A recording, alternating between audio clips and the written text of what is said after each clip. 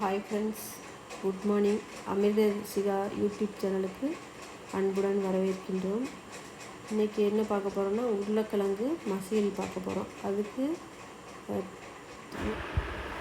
உருளைக்கிழங்கு வேக வச்சு எடுத்துக்கணுங்க. மசியல் பண்ண போகிறோங்க. அதுக்கு தேவையான பொருள் வந்து பட்டை, 2 கிராம்பு, கல்பாசி, வெங்காயம், கருவேப்பிலை, தக்காளி, கொத்தமல்லி. மசியலுக்கு எண்ணெய் காஞ்சிடுச்சுங்க. இப்போ சோம்பு போட்டுக்கிறேங்க. இப்போ பட்டை, கிராம்பு இதெல்லாம் போட்டுக்கிறேங்க.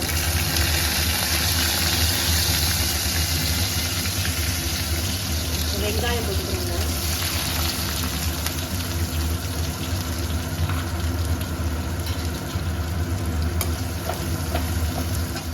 வெங்காயம் வந்து நல்லா வதக்கிட்டுங்க.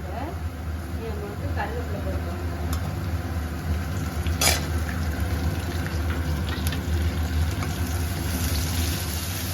தக்காளி வந்து இந்த அளவு வதங்கினா போதுங்க. அதுக்கப்புறம் நம்ம உருளைக்கிழங்கு போட்டுக்கணும்.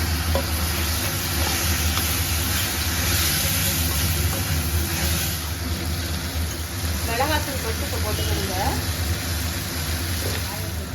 தண்ணியை ஊற்றிக்கணும்.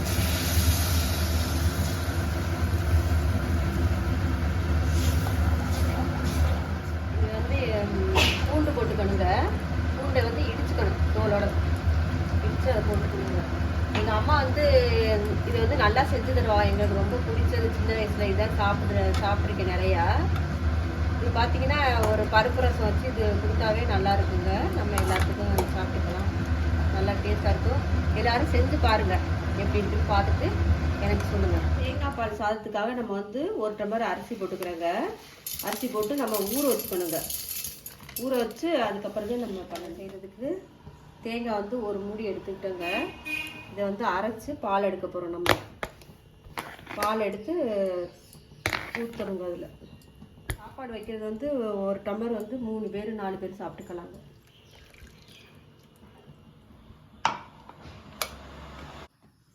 தேங்காய் பால் செய்கிறதுக்கு சட்டி காய வச்சாச்சுங்க.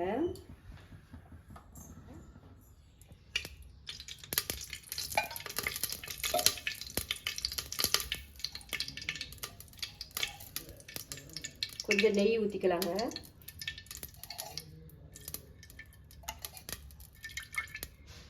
இதில் வந்து ஒரு சின்ன துண்டு பட்டை, ஏலக்காய், பிரிஞ்சி இலை போட்டாங்க. முந்திரி,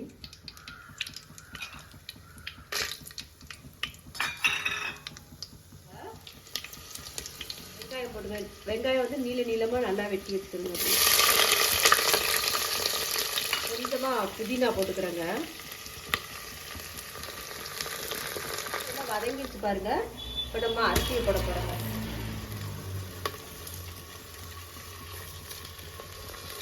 நல்லா ஒரு கிளறு விட்டுக்கணுங்க. லைட்டாக அப்படி கிளறு அரிசி உடையாமல்.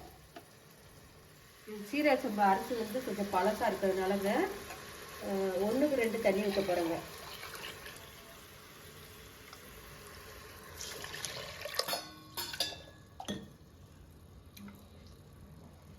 ரெண்டு டம்ளர் ஊற்றிட்டோங்க. அப்போ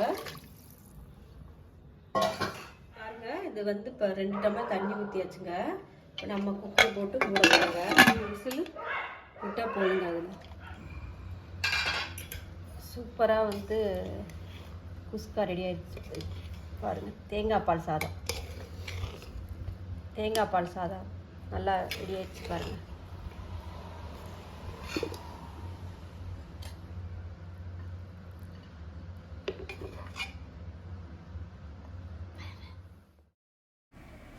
தேங்காய் பால் சாதமும் உருளைக்கிழங்கு மசியலும் ரெடி ஆயிடுச்சுங்க.